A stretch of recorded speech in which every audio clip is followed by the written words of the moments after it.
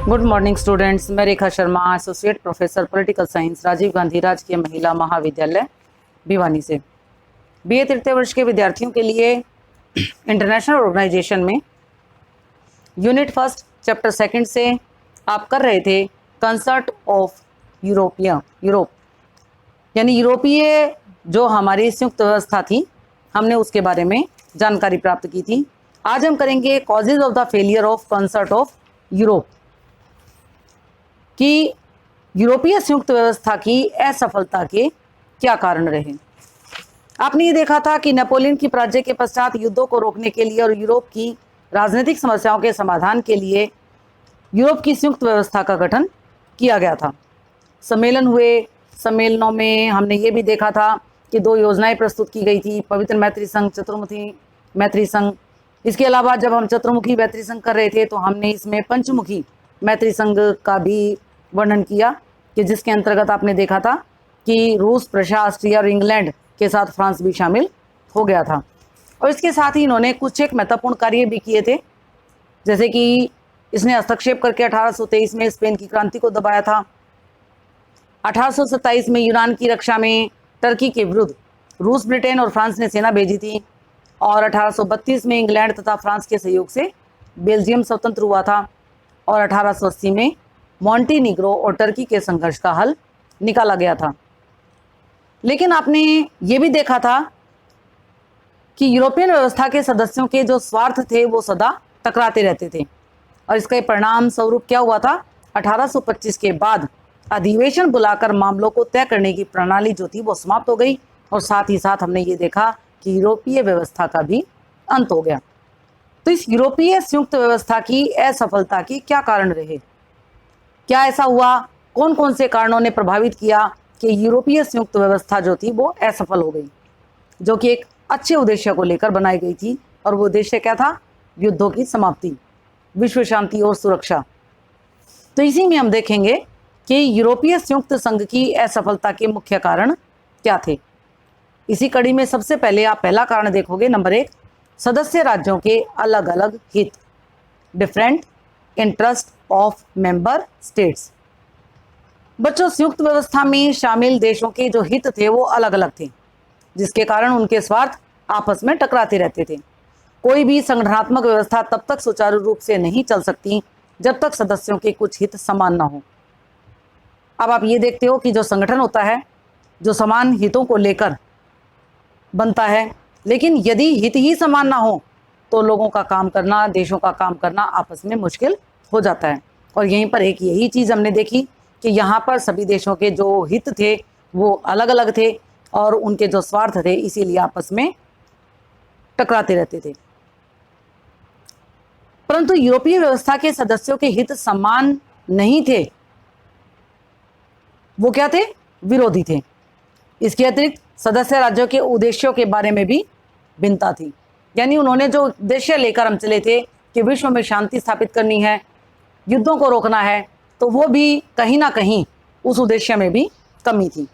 जैसा कि David Thompson ने कहा, अब आप इसमें को कैसे लिखोगे?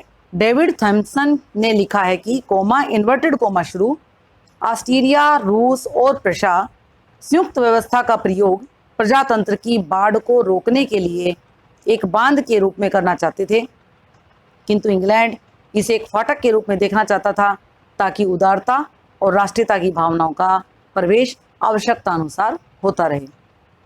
इसको समझने के लिए मैं आपको उदाहरण देना चाहूँगी। जैसे ट्रेन जाती है और ट्रेन के जहाँ पर हमारा आवागमन रहता है वहाँ पर हम फाटक लगा देते हैं और फाटक हम बंद कर देते हैं। तो इंग्लैंड जो इस संयुक्त व्यवस्था को क्या देखना चाहता था?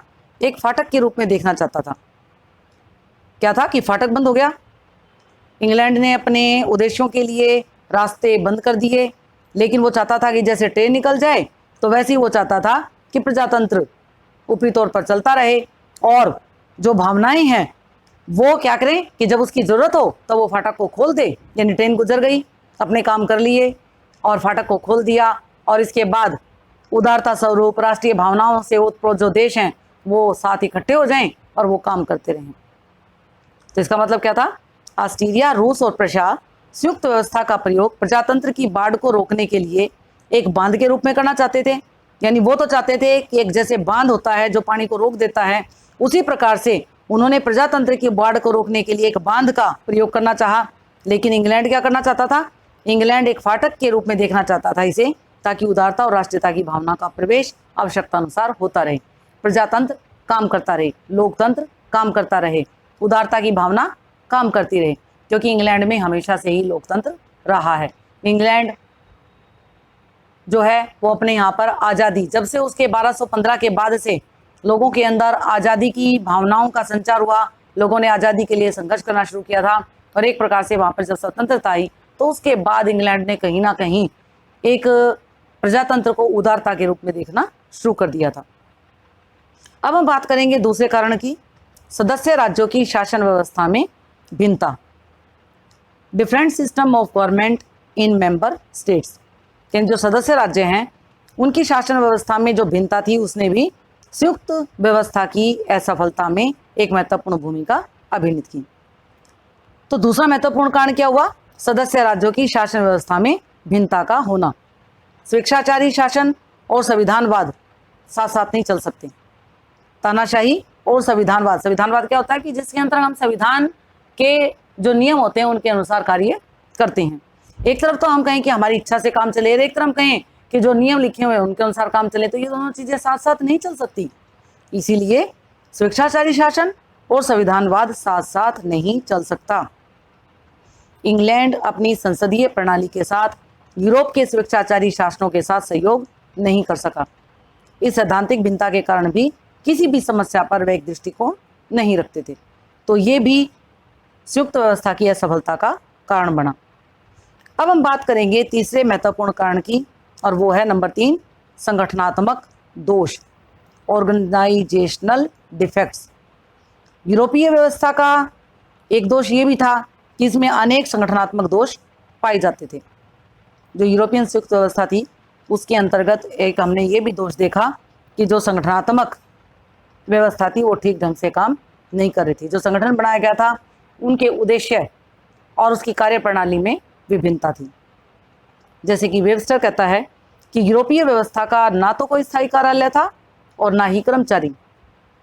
जैसे कि हमने देखते हैं कि ऑफिस होता है, ऑफिस में काम किए जाते हैं, रिकॉर्ड्स रखे जाते हैं, तो इसका कोई स्थायी कार्यालय नहीं था और ना ही इसमें कोई कर्मचारी थे। वह नेपोलियन के युद्ध के बाद शांति बनाए रखने की इच्छाओं का फल थी। यानी यूरोपीय संयुक्त व्यवस्था क्या थी कि जब नेपोलियन युद्धों के कारण पूरे विश्व के ऊपर विजय करने के लिए निकल गया था, तो इन लोगों की इच्छा ये थी, इन देशों की इच्छा थी कि नेपोलियन से बचा जा सके, युद्धों को रोका जा सके, अपने अपने शासन को बचाया जा सके। तो इसके यंत्र का काम, चलाऊ यंत्र थे इनके पास, यानी ठोस नीतियाँ इनके पास नहीं थी, और किसी भी प्रकार से कोई एक आधार नहीं था जिसके ऊपर कोई ठोस नीति काम कर सकती थी। तो एक बड़ी कमजोरी ये भी थी कि इसकी सदस्यता सभी राज्यों के लिए नहीं खुली थी। तो हमने क्या देखा? इसके अंतर्गत संगठनात्मक दोष देखे, और वो संगठनात्मक दोष क्या थे? ना कोई कार्यालय था, ना कोई कर्मचारी थे, और शांति बनाए रखने की केवल एक इच्छा थी। केवल इच्छा से काम नहीं चलते जब तक कि हम इच्छा को क्रियान्वित ना कर पाएं। इसके अलावा इसके यंत्र काम चलाऊ थे, और साथ ही कोई नींव किसी ठोस आधार पर नहीं रखी गई थी। और एक सबसे बड़ी कमजोरी कि इसकी सदस्यता सभी राज्यों के लिए खुली नहीं थी। इसके बाद हम करेंगे चौथे नंबर पर कारण, आंतरिक हस्तक्षेप की नीति, policy of interference in internal matters. यूरोपीय व्यवस्था की असफलता का एक महत्वपूर्ण कारण था सदस्यों में आंतरिक हस्तक्षेप के सिद्धांत का मतभेद। इंग्लैंड हस्तक्षेप की नीति का समर्थक था, जबकि रूस, प्रशा तथा ऑस्ट्रिया हस्तक्षेप की नीति के समर्थक थे। हमने क्या देखा कि इंग्लैंड हस्तक्षेप करना चाहता था, जबकि रूस, प्रशा और ऑस्ट्रिया हस्तक्षेप करने के पक्ष में नहीं थे। तो इंग्लैंड ने सन 1922 में स्पेन में फ्रांस के हस्तक्षेप का विरोध किया था, और उसकी परवाह ना करते हुए फ्रांस ने स्पेन में हस्तक्षेप किया। तो इस कारण से इंग्लैंड यूरोपीय संयुक्त व्यवस्था से अलग हो गया। इसमें हम कोटेशन देखेंगे, प्रोफेसर केर्नेली ने लिखा है कि यूरोप की संयुक्त व्यवस्था के टूटने के अनेक कारण थे, परंतु मुख्य कारण इंग्लैंड का व्यवस्था से निकल जाना था। वैसे तो आपने देखा कि बहुत सारे कारण हैं, लेकिन सबसे महत्वपूर्ण कारण क्या बना जब इंग्लैंड ने यूरोप की संयुक्त व्यवस्था से हाथ खींच लिए, वो इसके से बाहर निकल गया। और सबसे महत्वपूर्ण लास्ट कारण आपका है छोटे राज्यों की उपेक्षा, स्मॉल स्टेट्स वर इग्नोर्ड। अर्थात यूरोपीय संयुक्त व्यवस्था की असफलता का एक अन्य कारण ये था कि व्यवस्था में केवल बड़ी शक्तियां ही शामिल थी और छोटी शक्तियों का इसमें कोई प्रतिनिधित्व नहीं था।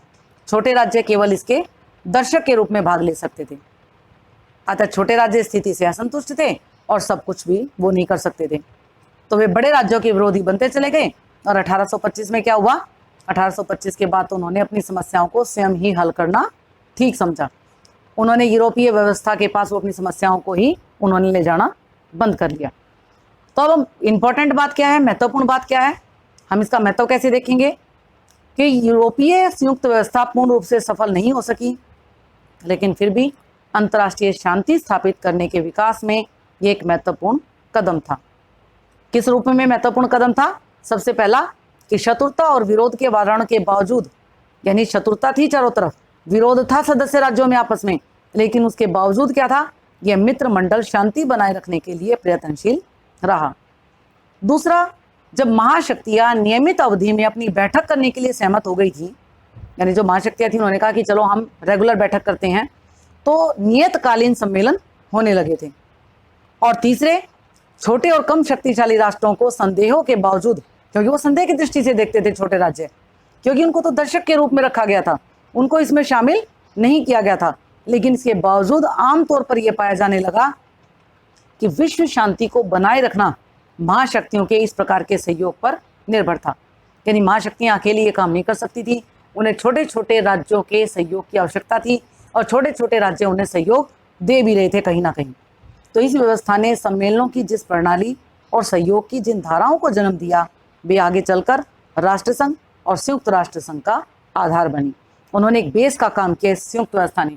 चाहे ये असफल हो गई, लेकिन फिर भी इसने बहुत कुछ किया आगे विश्व शांति के लिए, सुरक्षा के लिए, युद्धों को रोकने के लिए। सबसे पहले क्या किया इसने? ये एक आधार बना। दूसरा, ये एक मार्गदर्शन का इसने काम किया। और जब हम देखते हैं कि कोई काम पहले हो चुका होता है, उसमें क्या कमियां रहीं और उसने क्या कार्य किए, इन सबको देखकर जो अगला संगठन आता है वो उन कमियों को दूर करता है और जो अच्छी अच्छी बातें होती हैं उनको अपने उद्देश्य के रूप में स्थापित कर लेता है। और यही हमने देखा राष्ट्र संघ में, और यही हम देखेंगे संयुक्त राष्ट्र संघ में, कि उन्होंने जितने भी संगठन पहले हुए थे उनसे कुछ ना कुछ सीख अवश्य ली, मार्गदर्शन उन्होंने अवश्य कुछ ना कुछ किया। कोई भी कार्य अगर असफल हो जाता है, लेकिन वो कार्य कहीं ना कहीं किसी न किसी रूप में किसी के लिए सहायता अवश्य करता है।